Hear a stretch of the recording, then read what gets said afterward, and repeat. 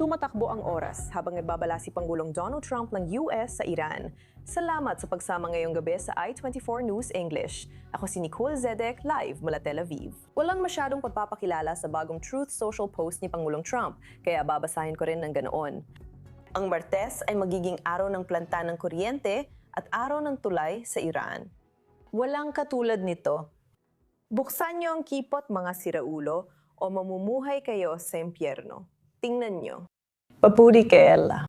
Oo, yan ang latest Truth Social post ng Pangulo ng Estados Unidos. At ngayon ay wala na tayong 24 na oras bago ang ultimatum ni Pangulong Trump sa mga Iranian, o sa totoo lang ay 48 oras dahil ipinost na ng Pangulo na ito ay sa Martes 8 p.m. Eastern Time. Iyon lang ang sinabi sa post. Sa kabila ng bagong deadline at matinding pahayag, sinabi ng Pangulo sa media na naniniwala siyang makakakuha pa rin siya ng kasunduan sa Iran bago mag-Lunes. Habang nagpapatuloy ang countdown, patuloy ang putukan. Nananatili ang rescue team sa Haifa matapos tamaan ng ballistic missile. Hindi bababa sa 4 na tao ang nasugatan mula sa tama sa isang residential building at may pangambang may 4 pang iba na naipit sa ilalim ng guho. Kumuha tayo ng update ngayon mula sa Haifa. Ang ating I-24 News English correspondent na si Balik Sladin ay kasama natin mula sa Hilagang Israel. Balik, ano na ang pinakabagong balita mula sa lugar, lalo na tungkol sa nagpapatuloy na rescue operation at sa pang-ambang may mga taong naipit pa sa ilalim ng guho? Ito ang pangunahing issue at ang pangunahing focus ngayon.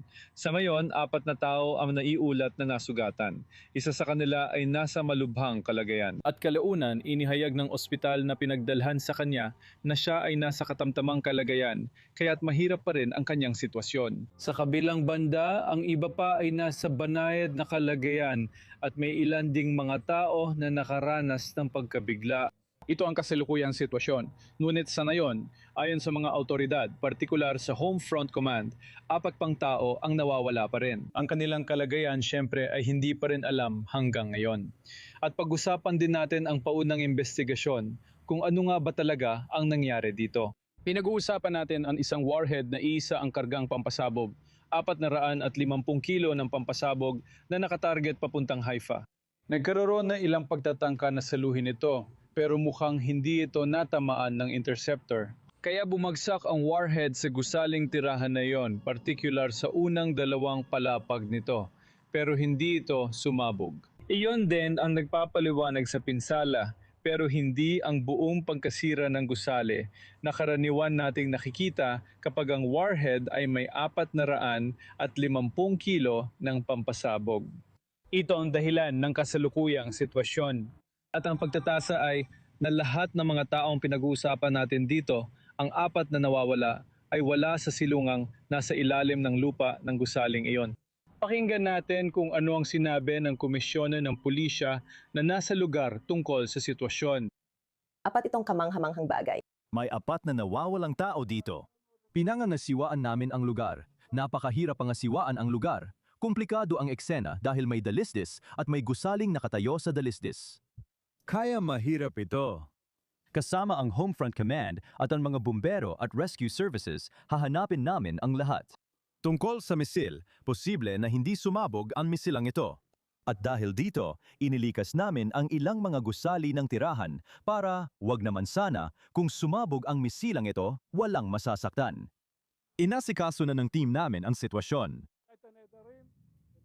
Isang sitwasyon na sana ay mabigyan pa tayo ng dagdag na detalye sa hinaharap. Bali, sa kabila ng lahat, kahit na sa gitna ng pinakabagong pag-atake mula sa Iran, patuloy pa ring nakakaranas ng halos walang tigil na putukan mula sa Hezbollah sa Lebanon ang mga residente sa Hilaga. Ano na ang pinakabagong balita tungkol sa mga pag-ataking nagmumula sa Lebanon? Patuloy pa rin ang Hezbollah sa pagpapakawala ng mga rocket at pati na rin sa mga pag-atake gamit ang drone ngayong araw. Bagamat karamihan sa mga drone ay nasasabat naman kadalasan, pero isa sa mga drone ngayong araw ay tumama sa Yeshuv, isang maliit na bayan sa tabi ng Ako sa hilaga ng Israel. Walang naging biktima doon pero nagkaroon ng ilang pinsala sa gusaling iyon. Sa ngayon patuloy pa rin ang mga pag-atake ng Hezbollah buong araw gaya ng araw-araw. Pero sa kabilang banda, Ang IDF na yon ay nakatutok din sa Beirut, ang kabisera ng Lebanon. Sa nakaraang oras lang, mas dumami pa ang mga airstrike sa timog na suburb ng Beirut, ang Al-Dahya na kuta ng Hezbollah. At ayon sa pahayag ng IDF na yon, sinabi nila na ang target ay isang command center ng Hezbollah sa Beirut.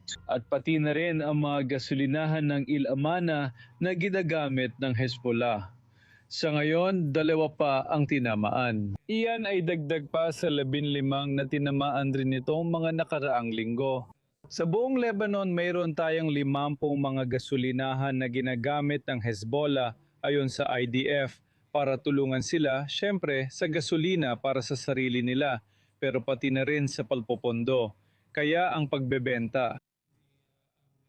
Lahat ng kita mula sa mga gasolinahang ito ay napupunta umano sa Hezbollah ayon sa sinasabi ng hukbong Israeli. Kaya sinasabi natin na ang target na yun ay Beirut, pero hindi rin tumigil ang tuloy-tuloy na pag-atake ng Hezbollah sa hilaga ng Israel, Upper Galilee, pasensya na, Western Galilee at pati na rin sa Lower Galilee ngayong araw.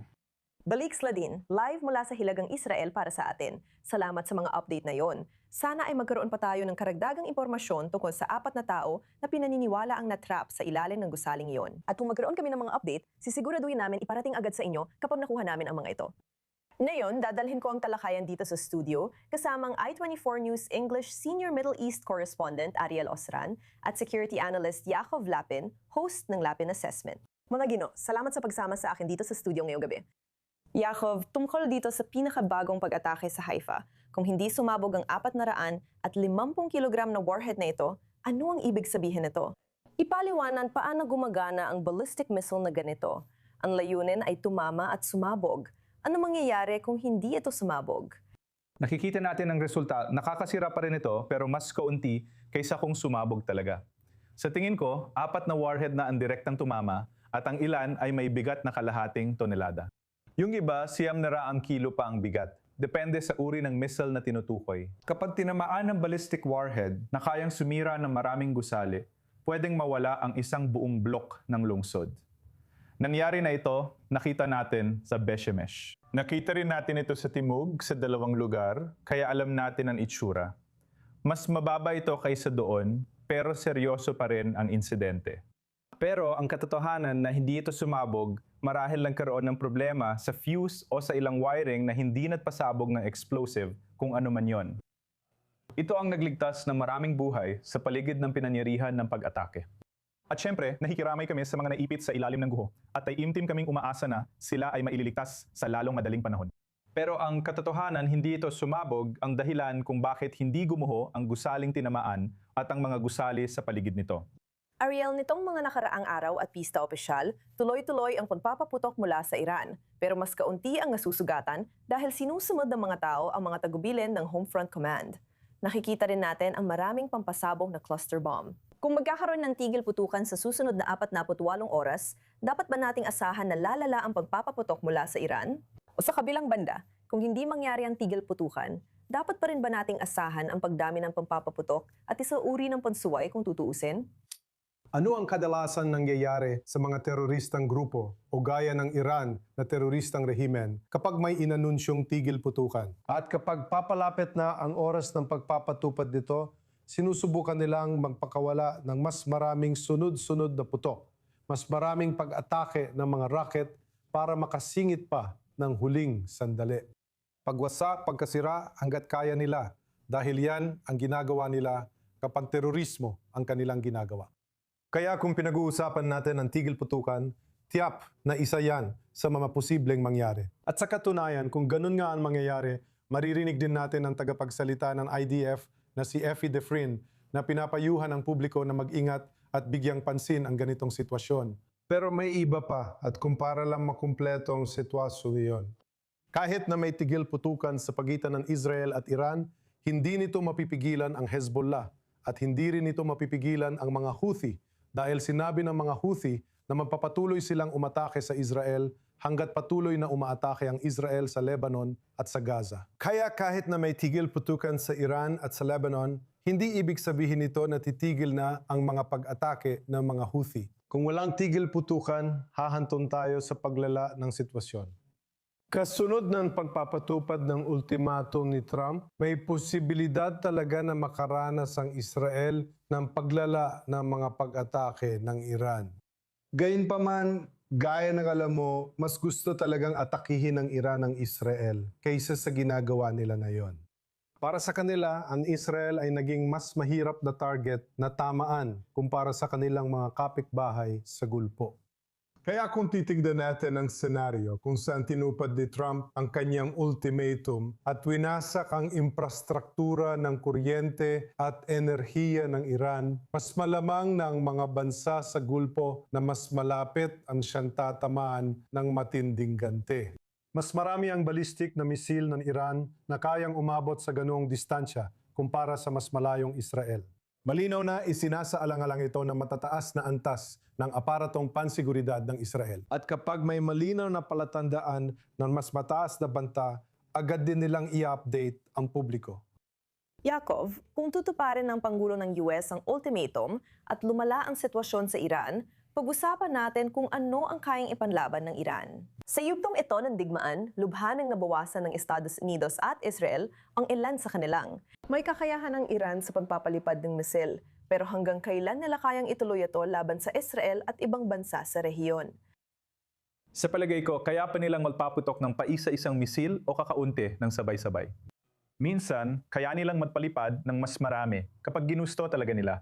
Pero tingnan mo, ginagamit ng Iran ang asymmetric warfare. Ano ibig sabihin nun? Ibig sabihin nito, kapag karamihan ng kanilang kakayahan ay nawasak, na-neutralize o naalis sa operasyon, karamihan ng kanilang mga missile launcher ay wala na. Karamihan ng kanilang mga imbakan ng missile ay wala na rin. Halos lahat ng pabrika nila ng missile ay wasak na. Kaya hindi na rin sila makapag-resupply. Gayunpaman, maaari pa rin silang magpaputok dahil gumagamit sila ng asymmetric warfare. Pinaghihiwa-hiwalay at tinatago nila ang missile launcher. Maliban kung mahahanap mo lahat, maaari pa rin silang magpaputok gamit ang natitirang kakayahan nila. Itinuro rin nila ang doktrinang ito sa kanilang mga proxy. Ganito rin ang ginagawa ng Hezbollah at Hamas hanggang sa mga huling araw ng mga labanan. Alam natin at pamilyar tayo sa doktrinang ito. Magaling dito ang mga Iranian at isa ito sa talagang mahusay nilang gawin. Hindi dapat tayong malinlang na isipin na karamihan ng kanilang kakayahan ay nanatili pa. Hindi ganoon ang sitwasyon. Nawasak at na-neutralize na ang karamihan ng kanilang kakayahan.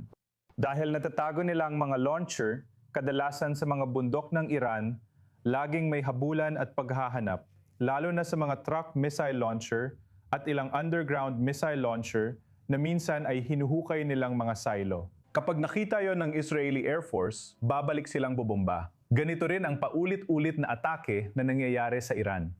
Ibig sabihin, kaya pa rin nilang magpaputok at magmuhang aktibo sa digmaan kahit paubos na ang kanilang rekurso. Habang lumalapit ang 48 oras na deadline, Ariel, narinig natin ang pahayag ng presidente ng US sa social media. At ngayon, pati si Khaliba, speaker ng parlamento ng Iran, nagbanta rin sa Estados Unidos sa social media. Anong dapat nating isipin tungkol sa mga pahayag na ito mula sa speaker? Ganito. Si Mohammed Baker Khaliba, bilang sagot sa banta ni Pangulong Trump, ay nagsabing inuulit niya na ang pabigla-biglang kilos ninyo ay nagtutulak sa Estados Unidos sa impyerno at mag-aapoy ang rehiyon. Dahil pinipilit ninyong sundin ang mga utos ni Netanyahu. Ngayon, malinaw na ito ay naayon sa mensaheng nagmumula sa Tehran na sinusubukang iugnay ang mga hakbangin ng US sa digmaan para ipagtanggol ang kanilang sariling interes sa rehiyon bilang isang bagay na isinulong ng Israel. Ayon kay Pangulong Trump, hindi iyon totoo. At maging si Punong Ministro Netanyahu ay nagsabi, isipin mo na lang kung may magtatangkang pilitin si Pangulong Trump na gawin ang isang bagay na labag sa kanyang kagustuhan. Pero sa huli, kung aalisin natin ang palamute sa retorika at titignan ang tunay na laman nito, hindi ito tunog ng isang rehimen na may balak makipag-usap o makipagdiplomasya sa Estados Unidos sa malapit na panahon. Si Kalibaf, hindi lang siya ang speaker ng parlamento, kundi lumilitaw din siya bilang isa sa mga makapangyarihang tao sa bagong pinalakas at mas radikal na rehimen ng Iran.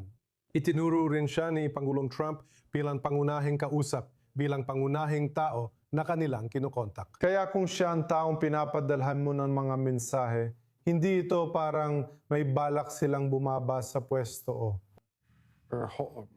maghanap ng diplomatikong solusyon sa lalong madaling panahon. Ibig sabihin nito, papunta tayo sa isang paglala na malalaman depende sa kung paano magdedesisyon si Pangulong Trump na tumugon kapag hindi natupad ng Iran ang ultimatum. Sige, sa gitna ng abalang araw ng balita, masasabi nating nasaksihan natin ang isa sa pinakadramatikong operasyon sa gera sa Iran sa ngayon. At ang katotohanan ay nailigtas ang natitirang US airman mula sa Iran matapos pabagsakin ng mga Iranian ang American jet noong Biyernes. Ang aming correspondent na si Joe Brown ay may mga detalye tungkol sa mahalagang pagsagip na ito. Nakuha na natin siya. Inanunsyo ni Donald Trump sa social media na nailigtas ng Amerikanong opisyal ng armas ng eroplanong sinasakyan ay pinabagsak sa himpapawid ng Iran na nag-iwas sa US sa kahihiyan at hostage situation. Ito ang pangalawang tauhan ng hukbong panghimpapawid na nailigtas mula sa Iran matapos pinabagsak ang F-15 noong Biyernes, kung saan agad ding nailigtas ang mga piloto. Kaunti pa lang ang detalye sa operasyon, pero ayon sa mga opisyal ng US, daan-daang tauhan at 12 dosenang sasakyang panghimpapawid ang lumahok sa extraction mission na isa sa pinakakomplikadong operasyon sa kasaysayan ng militar ng US. Ayon sa Amerikanong media, hindi ito naging maayos na operasyon.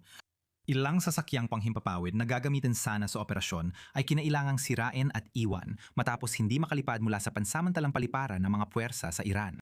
Inaangkin ng Iran na pinabagsak nila ang mga sasakyang panghimpapawid na ito, ngunit ayon sa intelihensya ng US, hindi ito totoo at sinasabi nilang sinira ang mga ito upang hindi mapasa kamay ng mga Iranian. Natagpuan ng mga komando ng US sa lupa ang sugatang opisyal ng armas na naglakad ng halos 2 milya mula sa crash site para makaiwas sa pagkakahuli. Sinasabing tinulungan siya ng mga lokal bago masagip. Nakita ang mga sasakyang panghimpapawid ng Amerika para sa pagsagip sa lalawigan ng Khuzestan, pati na rin sa lalawigan ng Kogiluya at Boya Ahmad. Iniulat ng lokal na media na hindi bababa sa Sham ang namatay sa Kogiluya at Boya Ahmad dahil sa airstrike ng Amerika. Binati ni Israel Katz, ministro ng depensa ng Israel, ang mga Amerikano sa operasyon at nagpahiwatig din siyang posibleng tumanggap sila ng kaunting tulong mula sa kanilang mga kaibigan. Binabati ko ang ating mga Amerikanong katuwang sa matagumpay na pagsagip sa Amerikanong MNT. Isa ito pang pagpapakita ng matibay na kooperasyon sa pagitan ng Israel at Estados Unidos, kahit sa pinakakomplikadong mga sandali. Sinabi ni Pangulong Trump na walang Amerikanong sundalong nasugatan sa alinman sa 2 operasyon ng pagsagip, taliwas sa ulat na may hindi bababa sa 1 sundalong Amerikano ang nasugatan ng tamaan ng 2 Black Hawk noong linggo. Pinakamahalaga sa kanya ang tagumpay ng misyon, na una ang kanyang mga sundalo kaysa sa mga Iranian, kaya naiwasan ang pagkakabihag. Kasama natin ngayon si Mark Schulman, kolumnista ng Newsweek at may akda ng Tel Aviv Diary. Mark, salamat sa pagdalo ngayong gabi sa I-24 News English. Matagumpay ang operasyon ng pagsagip, ngunit nagpapakita rin itong nananatiling lantad sa panganib ang mga puwersa ng US. Habang nagpapatuloy ang digmaan, gaano kalala ang pag-aalala ng mga Amerikano sa panganib para sa tropang US? Siyempre, nag-aalala sila. Ibig ko sabihin, sa kahit anong digmaan, maraming mga alalahanin at kaya ayaw ng mga tao sa digmaan. Walang tinatawag na libreng digmaan, kumbaga parang libreng tanghalian o namang bagay na ganon. Nag-aalala talaga ang mga Amerikano sa mga pagkalagas tulad ng sa Afghanistan at Iraq. Ang misyon ng pagsagip ay naging malaking tagumpay.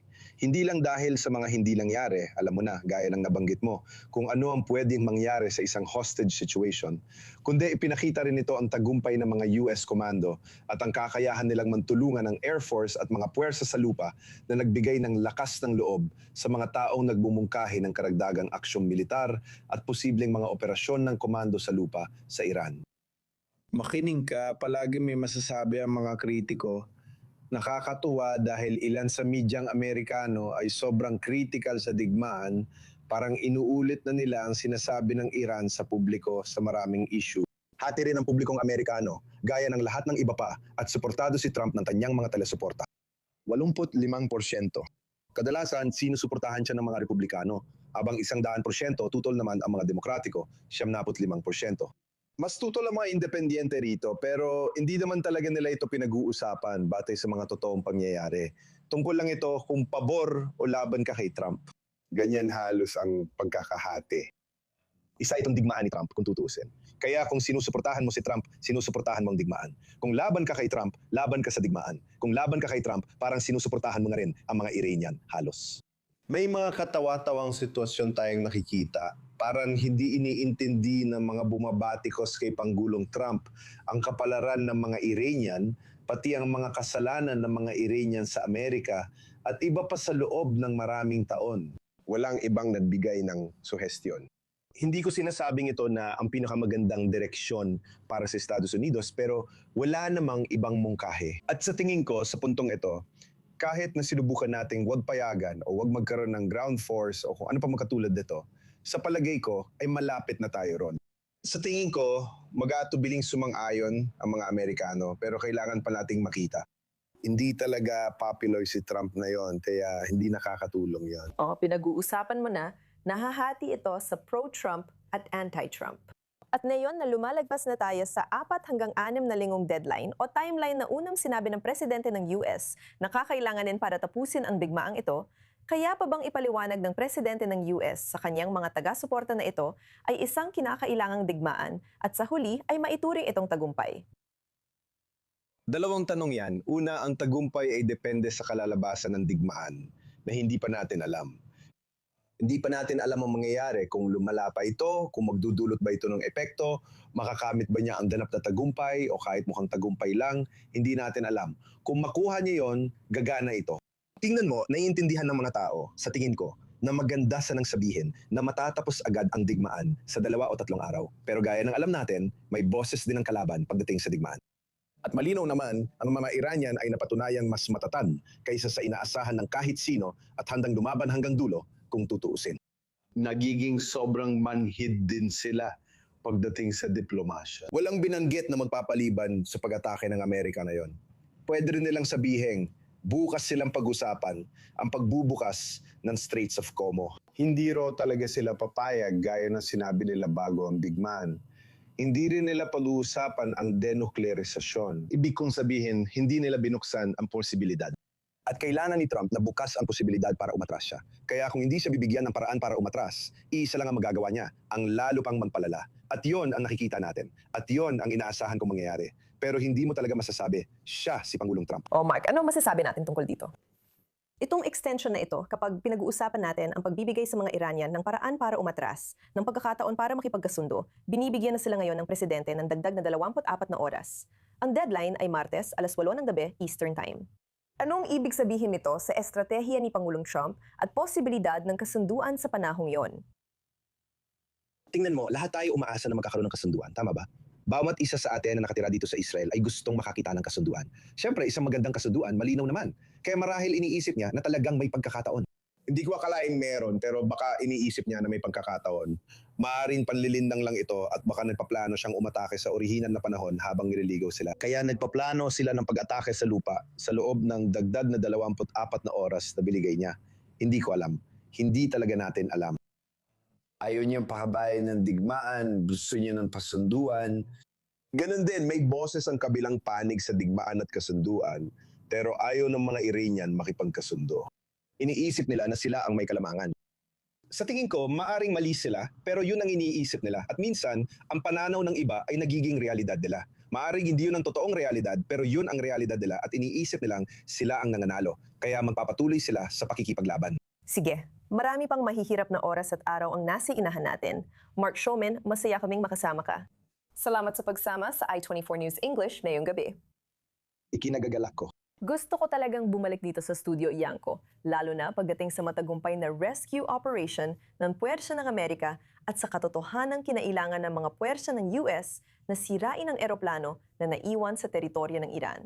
Ikwento kung paano napagdesisyonan yon at gaano kapanganib kung mapasa kamay ng mga Iranian ang teknolohiyang Amerikano. Ayun sa mga ulat, 2 eroplano yon, 2 eroplanong Hercules na kinailangan nilang sirain dahil nagkaproblema silang mag-take off sa buhangin, na stuck ang mga gulong. Siyempre ayaw ng mga Amerikano na may maiwang anumang teknolohiya sa kalaban, lalo na ang teknolohiya ng Air Force. Lohikal ang hakbang na ito at malinaw na pinagplanuhan nila. Ito ay isang hakbang na pangkagipitan dahil mabilis nilang naipadala ang mas maliliit na eroplano at nailigtas ang lahat ng mga tauhan. Alam mo, kamanghamanghang operasyon ng pagsagip at paglikas na malamang ay pag-aaralan ng mga special forces sa buong mundo.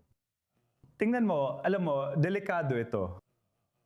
Alam mo, isa ito sa pinakamalalang sitwasyong pwedeng maranasan ng mga tripulante ng eroplano sa kalabang teritoryo, magkakahiwalay. Sumunod sila sa training at agad lumayo sa lugar ng pagbagsak. Yun ang una. Ngayon, tungkol sa beacon, alam mo, ang tanong ay, bakit hindi ito automatiko? Interesanting tanong yan. Bakit kailangang manumanong i-activate ng weapons officer ng F-15 ayon sa mga ulat? Alam mo, magandang tanong yan na mas masasagot ng mga eksperto sa US Air Force. Sa huli, ilan araw pa bago nila natuntun ang eksaktong lokasyon niya. Nakarecover siya mula sa concussion, umakyat sa mataas na lugar para makaiwas sa mga sasakyang naghahanap sa kanya at naipadala ang eksaktong koordinado niya. Pagkatapos, nagsimula ang rescue operation. Sa ulat, may papel ang Israel sa intelligence support. Alam kong magaling ang Israel sa terrain intelligence at pag-scan gamit ang teknolohiya. Pero sa kabuuan, operasyong Amerikano ito at kahanga-hanga. At dito, paalala ito na ang mga eroplano ay may kinakaharap pa ring mga banta. Kahit na ito ay mula sa shoulder-fired surface-to-air missiles, nariyan pa rin ang mga panganib na yon. Kahit may air superiority na, hindi pa rin ligtas ang mga eroplano sa ganitong putok. Dapat itong tandaan. Ariel? Isipin mo lang yung usapan natin. Pinag-uusapan natin dito ay dalawang malalaking mga C-130 Hercules na eroplano na hindi makalipad sa gitna ng teritoryo ng Iran. Ibig sabihin, nakarating sila doon, naglanding sila, inilabas nila lahat ng kailangan nilang kagamitan at pagkatapos ay dapat alis ulit sila. Hindi nila nagawa, kaya sinira ang mga iyon. Pero ipinapakita lang nito kung gaano kalalim ang pagpasok sa teritoryo ng Iran dahil sa operasyong ito. At sa tingin ko, ipinapakita lang nito na marami pa tayong malalaman.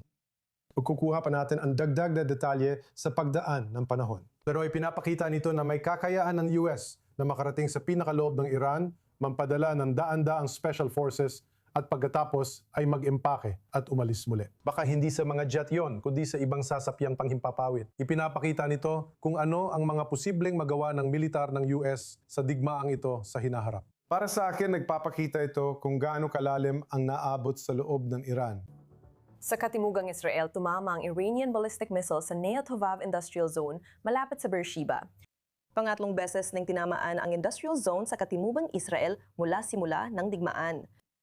Pumunta na tayo sa field para sa update mula kay I24 News English host at correspondent Emily Francis, live mula sa katimugang Israel. Emily, naiintindihan ko na ilang oras ka nang nasa lugar na ito. Habang tinitingnan ng crew ang pinsala, may alam na ba tayo kung anong nangyari at gaano kalaki ang sira sa industrial zone? Magandang gabi, Nicole. Sa kabutihang palad, ang magandang balita ay wala namang malaking pinsala. Yung nangyari kanina ay halos nabigyan na ng all clear ng mga emergency services na nagsuri dahil pinaniniwala ang shrapnel ang tumama sa lugar na naging sanhi ng maliit na sunog. Pero ito ay isang industrial zone na maraming chemical. Kaya nag-aalala sila dahil nitong nakaraang linggo ay mas direktang pinsala at posible ang mapanganib na pangtagas o leakage. Buti na lang walang nasaktan at walang seryosong nangyari. May all clear na pero sensitibo pa rin ang lugar. Ibig kong sabihin, may 18 na iba't ibang kumpanya na nagtatrabaho doon na gumagawa ng samut-saring chemical mula sa mga pestisidyo hanggang sa pagiging tapunan ng mga pinoprosesong basura. Sa buong Israel, may planta ng bromine at ilan pang iba. Kaya may pangamba ang mga tao nakatira sa lugar na ito na hindi ito basta-bastang random na pagharang at pagpapadala ng mga ballistic missiles sa lugar na ito. Kaya nang marinig natin si Israel Katz kagabi, direkta niyang iniuugnay ito sa insidente ngayon. Sa mga pag-atake ng IDF kagabi sa mga planta ng petrochemical. Na lumilikan ng humigit kumulang $15 bilyong hanggang $18 bilyong na kita na ginagamit lang para gumawa pa ng mas maraming ganitong mga misil. Kaya muli, ang mga tao dito kung nasaan tayo ngayon ay malapit pa rin sa Beersheba. Lumabas pa rin ang mga tao kahit nagkaroon ng alarma mga 3 o 4 na oras nang nakalipas at kinailangan namin pumunta sa ilalim ng lupa. Pero ang mga tao ay umaasa lang na magiging maayos ang lahat pero handa rin. Tama, Emily, may mga nag-aalala ron pero napansin ko ring bukas ang mga restaurant at lumalabas pa rin ang mga tao para kumain kahit gabi na. Ano ang sinasabi ng mga residente tungkol sa atmospera na yung ika-6 na linggo ng digmaan? Alam mo, sa tingin ko, masasabi nating lahat na matatag ang mga Israeli at ito ay isang bagay na matagal na naming nararanasan. Ginagawa ng mga tao ang kaya nila. Sa kabilang bahagi, may 3 restaurant at maraming tao. Hindi naman sila nagpapanik. Nasa harap kami ng tindahan ng sorbets at kumakain ang mga tao. Nandito ang mga bata pero mahalaga sundin ang mga tagubili ng Homefront Command at manatili malapit sa silungan. May malaking underground parking lot dito at sinusubukan lang talagang sumunod sa mga tagubilin hanggat maaari. Sige, Emily Francis mula Timog Israel na nag-update sa atin. Salamat sa ulat. Matapos ang higit isang buwang pagsasara at mga restriksyon, muling bubuksan ang Temple Mount para sa mga Hudyo at Muslim. Ngunit limitado pa rin dahil sa digmaan, ayon sa ulat ni Abishai Greenzeg no I24 News English Hebrew Channel. Pinamunahan ng pulisya at National Security Minister Ethamar Ben-Gvir ang hakbang nga ito. Napapayagang makapasok ang 150 deboto kada grupo sa banal na lugar at agad ililikas sa oras ng babala. Ngayon, nadaos ng pagdinig ang Korte Suprema ukol sa pagbubukas ng Western Wall at nagpasya kamakailan na itaas ang kwota sa 100 deboto. May mga susunod pang pagdinig, ngunit mainit ang issue dahil dumating ang kahilingan inang oras matapos payagan ng Korte ang protesta laban sa gobyerno ng hanggang 600 katao sa Habima Square sa Tel Aviv. Kahit may limitasyon ng Homefront Command na 50 katao lang ang pagtitipon. Nag-react ng matindi ang mga ministro ng koalisyon na inakusahan ng korte ng dobleng pamantayan. Pinapayagan ng protesta pero nililimitahan ang pagpasok sa mga relihiyosong lugar na iyong Paskwa. Kasama natin ngayon si Amir Waitman, pinuno ng Libertarian Caucus ng Likud Party mula Jerusalem para talakayin ito. Amir, ano ba talaga ang pinakabuod nito? Paano nababalanse ng bansa ang kalayaan sa protesta at relihiyon habang pinapanatiling ligtas ang mga tao sa pagtitipon, lalo na ngayong may mga restriksyon dahil sa digmaan? Tama talaga ang tanong mo at masasabi ko na sa kasamaang palad, muli lumampas ang mataas na hukuman sa tamang hangganan ng tungkulin nito at nagsimulang parang kunin ang papel ng pulisya na hindi katanggap-tanggap at delikado. Hindi ko pa nga pinag-uusapan ang katotohanang nagiging diskriminasyon ito sa pagtrato sa mga demonstrasyon ng mga makakaliwang grupo. Bakit pinapayagan ang 600 katao sa ibang lugar, pero sa Kotel, sa Kanlurang Pader, 100 hanggang 150 lang? Bakit may ganitong pagkakaiba? Pero hindi ito para sa kapakanan ng mga napoprotesta dahil kung sakaling, wag naman sana may misil na paputukin sa parehong oras, wala namang kakayahan teknikal ang mga napoprotesta para protektahan ang kanilang sarili. Marami sa kanila ay maaring wag naman sana mapatay o masugatan. At muli, hindi trabaho ng Korte Suprema na panghimasukan o questionin ang desisyon ng pulisya ng Israel at magpasya kung ilan ang dapat magtipon-tipon sa ganito o ganong lugar. Sa tingin ko, ito na ang subdulan ng kawalang responsibilidad. Delikado ito, pabigla-bigla at walang ingat. At nakakalungkot, muli na namang ipinapakita nito na ang Korte Suprema ay lubos na wala sa kontrol. Pinangungunahan ito ng pampulitikang adyenda, hindi ng tamang pagpapatupad ng batas. Wala itong kinalaman sa batas o kalayaan sa relihiyon. Ito ay tungkol sa pagsusulong ng makakaliwang adyenda laban sa gobyerno na inilalagay sa panganib ang mga nagpoprotesta. Pagdating sa mga desisyong pinapayagang gawin ng Korte Suprema o ng gobyerno, sa tingin mo ba dapat bang payagan ang alinman sa mga ito na limitahan ang parehong mga protesta at pagsamba sa relihiyon? Dapat bang hayaan ang mga Israeli na magpasya para sa sarili nila kung anong panganib ang handa nilang tanggapin sa digmaan kung saklaw naman ito ng mga alituntunin ng pamunuan? Hindi, sa tingin ko simple lang ito. Ang pulisya ang dapat gumawa ng mga desisyong ito. At dapat nilang sabihin sa mga nagpoprotesta kung ilan lang ang pwedeng magtipon sa isang lugar. Ilan, tapos ayon sa pagtataya nila sa aktual na sitwasyon kung ano ang makatwirang limitasyon. Hindi mo pwedeng questionin ang bawat pulis na ginagawa lang ang kanyang trabaho. Anong kaalaman meron na isang hukom para gumawa ng ganitong desisyon? Kalokohan ito. Nasa gitna tayo ng digmaan. Kailangan nating maging maingat sa pagprotekta sa publiko. Nakataya ang pambansang seguridad at dapat ay lumalayo tayo sa politika at hindi nakikialam sa mga kalokohang ito. Kaya sa tingin ko, sa kasamaang palad, lumampas na naman ang Korte Suprema sa hangganan nito, gumawa ng pabaya, delikado at masamang desisyon. At ang masasabi ko lang sa lahat ng mga nagpoprotesta ay mag-ingat para sa kanilang sariling buhay at huwag masyadong seryosohin ang politika at basta't protektahan nila ang kanilang mga sarili. Iwasan ang pagtitipon sa ganong lugar, lalo na kung daan-daan ng tao dahil delikado ito. Kapag binuksan na ang mga banal na lugar tulad ng Temple Mount o Western Wall, ano ang inaasahan mong mangyayari sa mga susunod na araw? Pakinggan mo, ortodoksong Hudyo ako. Pumupunta ako sa Western Wall tuwing sa totoo lang nakatira ako sa Jerusalem. Kaya tuwing may pista, hindi pa ako nakapunta ngayong taon. Hindi ako pupunta ngayong taon dahil delikado. Naghihintay ako dahil digmaan ito at bahagi ng presyo na binabayaran natin. Isa itong bigmaang pang-eksistensyal. At lahat tayo ay kailangang protektahan ang ating sariling kaligtasan at seguridad. Ito ang kailangan nating gawin. Ito, sa totoo lang, ay ayon sa Torah kung ano ang sinasabi ng Biblia na dapat nating gawin. Ingatan ninyong mabuti ang inyong mga buhay. Kailangan ninyong lubos na protektahan ang inyong mga buhay. This is... Dahil dito, hindi ako pupunta sa Western Wall. Sa palagay ko, hindi rin dapat pumunta ang mga tao doon para magprotesta o magdasal. Hindi ito ang tamang panahon. Sana kung loloobin ng Diyos, sa susunod na pagkakataon, makakapunta tayo at magiging masaya tayo. Pero sa ngayon, kailangan nating lahat na maging maingat sa pagprotekta ng ating mga buhay. Ito ang ating prioridad. Sana dumating na ang mas masaya at ligtas na araw sa mga banal na lugar na ito. Amir Whiteman, salamat sa pagsama sa amin sa I24 News English ngayong gabi. Salamat!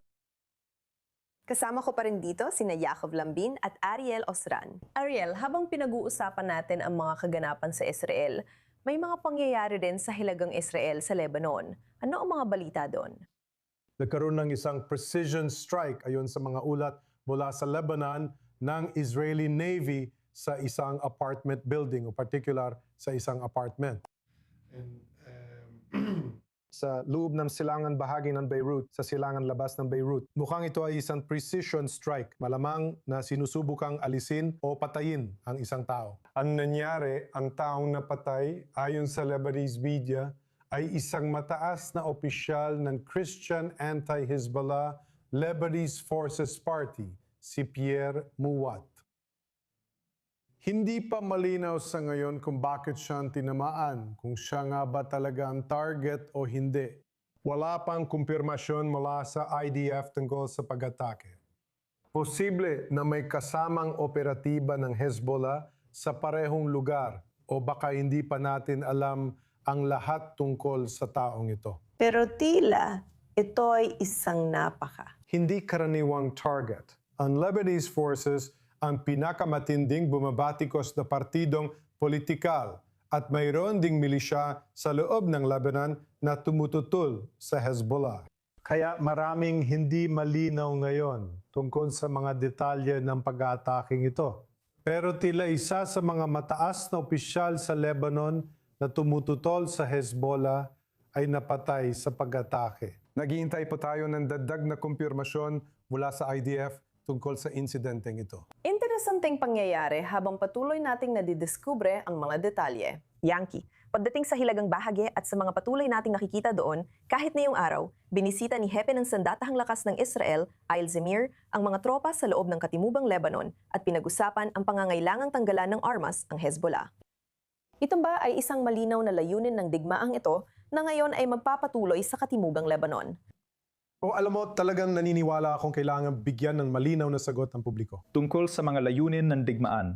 At totoo yan sa bawat larangan. Ang makatotohanang layunin ng digmaang ito ay tanggalan ng armas ang Hezbollah sa Katimugang Lebanon. Iyan talaga ang nangyayari dito. Iyan ang lugar na tinututuhan ng 4 na dibisyon na gumagalaw. Iyan ang lugar kung saan karamihan sa mga human shield ng Hezbollah ay naalis at inilipat pa Hilaga ang mahigit 600,000 na residente ng Katimugang Lebanon na lumikas. Iyan ang lugar na nais panatilihing kontrolado ng Israel kahit wala ng putukan. Sa tingin ko, makatotohanan sabihing nasa landas ang IDF na disarmahan ng Hezbollah sa Katimugang Lebanon, hindi sa buong Lebanon. Kung gusto ng IDF tanggalan ng armas ang Hezbollah sa buong bansa, kailangan nilang sakupin ang buong Lebanon na malinaw namang hindi plano.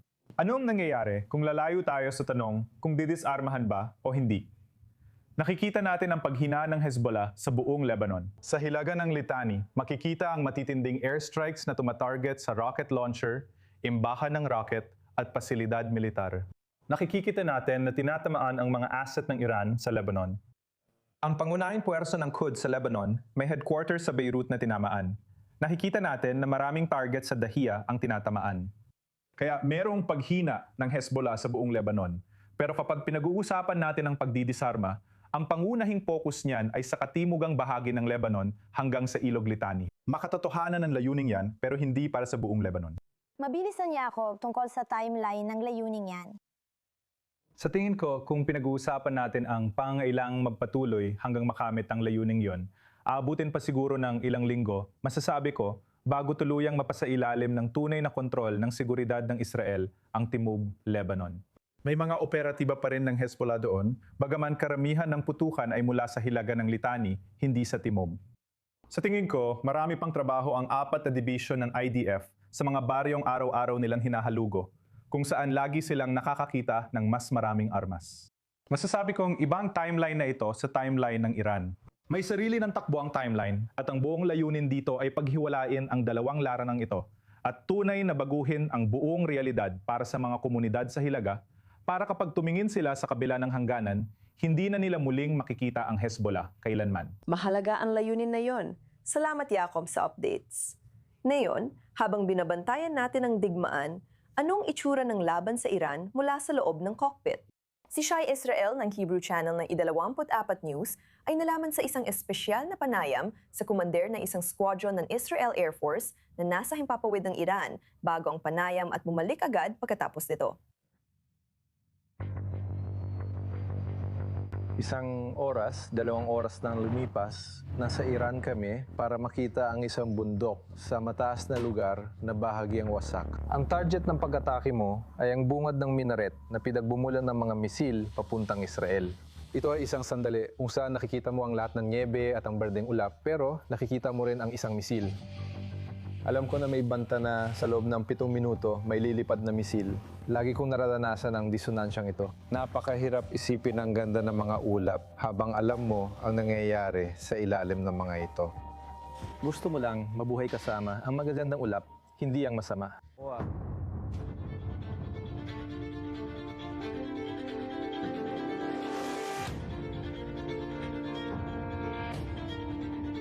Ang kasaysayan ay sinusulat sa kalangitan ng gitnang silangan sa mismong oras na ito sa pamamagitan ng mga operasyon at aksyon na hanggang kamakailan lang ay lampas sa imahinasyon. Sa Basong Roman sa gitna ng Negev, nagkaroon kami ng pambihirang sulyap sa tumitibok na puso ng eskwadron ng F-16. Ang makinang pandigma na di tumigil simula pa noong umpisa. Mukha ito makasaysayan at ramdam mo rin na makasaysayan ito. Ito ay mga sandali na bawat pagdaan ng oras ay ramdam mong hindi na ito mauulit muli. Gumawa ako ng plano para sa pagbubukas ng digmaan at sinabi ko sa kanila na inilalaan natin ang kinabukasan para sa mga bata at susunod na henerasyon. Naalala ko ang mga apo ko na naglalakad sa kalsada o pumupunta sa mga baryo sa Hilaga. Hindi pinapakita ang pulang kulay o niti at hindi iniisip na lalala ito sa kanilang mga tahanan. Kami, ang Israeli Air Force ay ngayon ay nagtatayo ng isang estruktura sa ibabaw ng lupa ng Tehran bilang paraan para atakihin ang mga makasaysayan target. Tayo ay nasa gitna ng isang pangyayaring may layuning magbanta. Mula sa maagang pagpaplano sa control room hanggang sa sandali ng katotohanan kapag ang eroplano ay humiwalay na sa lupa. Isa itong mahabang proseso na nasisimula ilang oras bago mo ito sabihin. Ito ang mga sandali kung kailan iniisip mo ang pinakamalita detalye, kung ano ang kulang at kung ano ang matitira para maging maayos ang lahat gaya ng nalalapat. Pinapakalma mo ang sarili mo, iniisip lahat at sinisikap mong bilisan para gumana ang lahat at makapwesto tayo sa oras. Pagka alam mo kung anong misyon ang nakatalaga sa'yo, at naunawaan mo kung sino ang kasama mo sa flight na ito. Parehong sa loob ng cockpit at sa loob ng istruktura, maraming eroplano. Saan ka lilipad? Sa sandaling bumukas ang makina, tatama ang misil sa pag-ikot ng mga gulong at ang una sa linya, ang silangan. Tahimik sa cockpit habang bumabiyahe. Tanging mahahalagang detalye lang ang pinag-uusapan para sa misyon. Patuloy na gumagana ang mga gulong. Ano ang nakaligtaan ko? Di ko napansin o naasikaso. At ano ang dapat kong gawin? Wala kang iniisip sa hinaharap, sa kasaysayan, o maging sa mga bata at kung bakit ka nagtatrabaho. Sa lahat ng oras, nakatutok ka lang talaga sa mismong misyon. Mula sa ganap na katahimikan ng sabungan hanggang sa biglang pagsabog ng emosyon, paglapag sa lupa. Pagkatapos, namamatay ang makina at doon mo mararamdaman ang bigat ng pangyayari. Binubuksan ko ang canopy, dahan-dahan ito bumubukas, at sa gilid ng mata ko, nakikita ko si Commander ng detect. Alam ko na dapat siyang lumapit, hinihintay ko na siya sa detect, sobrang excited ako. Binubuksan niya ang canopy, bumababa mula sa eroplano, at tinitinan ako para alamin ang nararamdaman at iniisip ko. Tinitingnan ko siya, napapanghiti, at sinisinyasan ko siya gamit ang braso para ipakita ang lakas namin. Habang nasa ere siya, hinihintay ko lang marinig na ligtas na silang nakabalik. Ayos ba? At pagkatapos nilang gawin ang misyon, lumapit siya sa akin. Binigyan ko siya ng yakap. Isang mahigpit na yakap. Ipinapakita niya sa lahat na okay na, pwede na magtiwala at maging masaya. Pakiramdam ko para sa kanya, handa akong lumipat papuntang Iran para sa isang misyon. Kasama ko siya, nakaupo sa likod niya, at nararamdaman din nila ang nararamdaman ko, kamangha-mangha. Bigla mong naiintindihan kung ano ang nangyari. Sa mga nakaraang linggo, ang Air Force ay kumikilos ng napakabilis. Sunod-sunod na pag-atake, daan-daang kilometro sa silangan. Malalim sa loob ng himpapawid ng kalaban, record na dami ng mga munisyon. At ang eskwadron ay nagtatrabaho ng walang tigil, walang pahinga kahit sandali. Kakababa lang ng eroplano, diretsyo na sa susunod na gawain. Saglit kang kakain ng kahit titingnan ng mga video, susuriin ang bawat bagay na pwedeng matutunan para sa susunod, magsusulat ng ulat, matutulog ng 2 o 3 oras, at maghahanda para sa susunod na gawain. Ito ay isang routine na pinagdadaanan ng bawat isa sa larangan, sa organisasyon, sa eskwadron, sa kanilang unit. Parang pelikula ni Noah. Sa huli, pwedeng sabihin ng katawan mo na pagod na siya, sobra. Pero may kung anong sa adrenaline na talagang nagtutulak sa'yo, hindi mo talaga mapipili na iba ang gawin. Lahat ay naiintindihan na walang puwang para sa pagkaubos, walang puwang para sa pagod, walang puwang para sa pagiging maluwag. Hindi talaga ito kasama sa mga konsepto natin. Sa digmaan, laging isinasaisip at pinaplano ang posibilidad ng pagbagsak ng eroplano. Bilang komandante ng koponan ng mga piloto sa himpapawid ng Iran, ang panganib ay hindi lang operasyonal na termino, kundi bigat sa balikat. Mayroon kami mga paglipad na partikular na dumaan sa amin na ang pulisya ay tinatawag naming pulang pulisya. Ano ang ibig sabihin nito? Ibig sabihin na yun atake tayo ngayon ng may napakataas na panganib. Hindi na tayo nagtatanong, alam nating mataas ang panganib sa pag-atake. Maya na mismo, kapag ito ay isang pag-atake na pinlano at sinabihan ka ang sirain ito ngayon, kung hindi ay lalabas ito at magsasapanganib ka ng husto. Ginagawa mo ito dahil alam mong ito ang makakaligtas na yon sa komunidad sa Jaffa. Ito ang pakiramdam na malinaw mong alam na para sa agarang pagtatanggol sa mga mamamayan ng Estado ng Israel. Naiintindihan mong ang isang pag-atake na pinlano para sa teritoryo ng bansa ay napigilan. Walang mas higit na pagmamalaki rito lalo na kung alam mong nagsapalaran ka ng husto at handa kang isakripisyo ang eroplano at ang iyong crew para hindi makarating sa estado ng Israel ang pag-atake. Kapag nagpapadala ka ng mga piloto at alam mong may panganib, madalas kaming dumidipad na may panganib. Noong isang beses pinaputukan kami ng misil, ginawa namin ang lahat para makaiwas. Nang may buong kumpiyansa. Sa ilang lugar, ng buong tapang, tuloy kami at tinatapos ang misyon. ang pakiramdam ng responsibilidad at ang buong kasaysayan ay biglang nagkakaroon ng ibang kahulugan sa isang iglap. Ang kahulugan nito para sa pamilya. Pagkalipas ng 2 linggo na makita ko ang mga bata sa unang pagkakataon at 4 na oras ko silang nakasama, hinalikan ko sila at nasabi ko, wow, nasaan nga ba ako nitong nakaraan? Dahil hanggang sa sandaling yon, nasa ibang zone talaga ako. Wala kang iniintindi. At sa isang iglap, idinilat mo ang iyong mga mata at sinabi mong, mga anak ko pala ito. Sabi mo, ginagawa mo ito para sa kanila at sa mga susunod pa, tulad na nabanggit ko. Talagang mga damdaming hindi mo maipaliwanag. Maumrim? Lomrim. Nagyayakapan lang talaga kami. Nagkatinginan kami sa mata ng isa't isa. Higit pa ron, Ganun nga. Karanggalan naming lumaban kasama kayo. Ang galing ng ginagawa ninyo. ipaliwanag mo.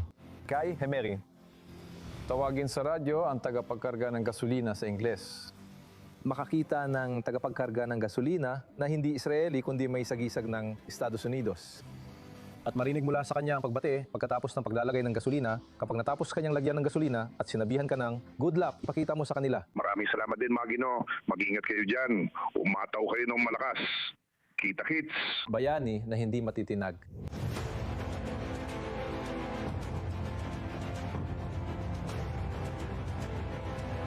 Layunin ng pambungad na pambubomba na sirain ang posisyon ng apoy ng kalaban para mapilitan silang tumanggap ng daan-daang libong misil na kung hindi, tatama sa ating mahalagang pasilidad at sa ating katawan at isipan. Walang palaan para mapigilan yun, kundi ngayon umaga. Yung pambungad na pambubomba, talagang tumatak yan sa akin. Nakakabalib isipin na nasa ere na ang mga piloto at hinihintay namin ang balita sa kanilang paglapag.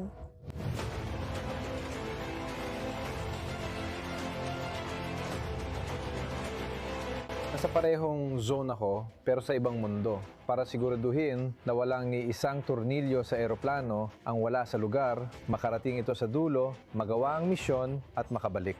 At kamangha-mangha kung paano ang pagsabay-sabay ng lahat ng mga zone na ito mula sa iba't ibang grupo at sangay ay nagkakaisa sa isang sandali. Sobrang ipinagmamalaki ko ang mga tao ko, sobrang ipinagmamalaki ko. At hindi basta-basta ang matrabaho ng lampas sa oras. Napakahirap ng trabaho at kiwin ang lahat na may nining sa mga mata at may kasiyahan. At hindi pa ito tapos. Hindi pa ito tapos. Lagi kong sinasabi sa mga tao ko na ang ginagawa natin na yon ay maaaring ituro pa sa mga klase ng kasaysayan sa mga paaralan dito sa pamayanan. Bahagi tayo ng malaking proseso. Habang milyon-milyong Israelita ang tumatawid mula sa hapag ng Paskua, patungong ligtas na lugar, may mga nagdiriwang pa rin ng pista ng kalayaan daan-daang kilometro sa silangan, kung saan patuloy itong ipinaglalaban. Simple lang, turno lang natin ito. Swerte natin, gano'n ko ito nakikita. Sa tingin mo ba masuwerte ka? Sa tingin mo ba pribilehiyo ito? Ano ang nararamdaman mo? Malaking karangalan, no? Na ito ng panahon natin na yon. At inasahan nila tayo. Siya na magagawa ito na maayos.